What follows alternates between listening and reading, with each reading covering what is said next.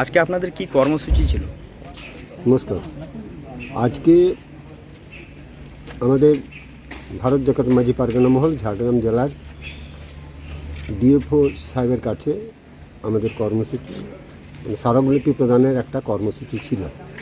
এতে আমাদের ডিমান্ড ছিল 2006 ফরেস্ট রাইট বনাধিকার আইন, তার সাথে সাথে জাহের থান এবং শ্মশান যাতে দীর্ঘদিন থেকে যারা দখল করে আছে, যেখানে পূজা পাশা করছে, তাদের পাট্টা অথবা রেকর্ড প্রদান করা।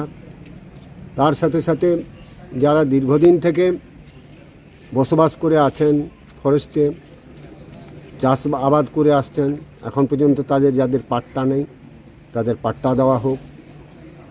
এবং শিকার নিয়ে যে একটা বিভ্রান্তিকর কথাবার্তা চলছে সেটা নিয়ে একটা আলোচনা হলো।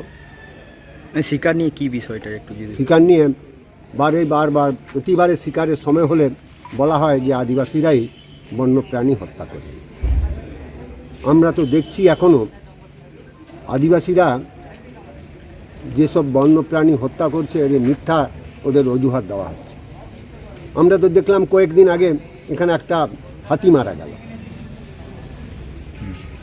অদূর ভবিষ্যতে সেটাকে কী বলা হবে না আদিবাসীরাই মারল।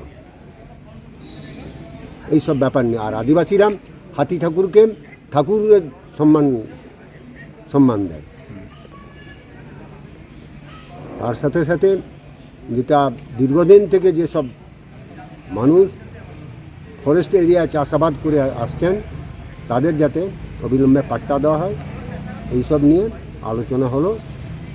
ফিফথ শিডিউল যাতে লাগু করা হয় সে বিষয় নিয়েও আলোচনা করা হলো।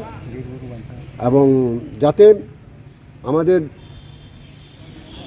ফরেস্টে যাতে রক্ষা হয় তার জন্য একটা আলোচনা হলো। এবং বিশেষ করে যেটা আলোচনা হলো, বেলপাহাড়ি এলাকায় যে ফরেস্টের ভেতরে এখনও যেসব গ্রাম আছে সেখানে রাস্তাঘাট নেই। আমরা ডিএফও সাহেবকে অনুরোধ করলাম যাতে এইসব এলাকায় রাস্তাঘাট হয় এবং ছোটো ছোটো ছেলেমেয়েরা যাতে বিদ্যালয়ে যেতে পারে সেই একরকম একটা পরিবেশ তৈরি করা হোক। সেখানে কি কোনো পজিটিভ কিছু এখনো পেয়েছেন? না, যেটা আলোচনা হলো, আমরা এখন পর্যন্ত যেটা আলোচনা হয়েছে আমরা ওতে আশাবাদী। আপনার নাম এমন ডিজিনেশন? আমার নাম ধাঙা হাঁসদা, ভারত জাকাত মাঝি পারগানা মহল, ঝাড়গ্রাম জেলা পারগানা। ধন্যবাদ।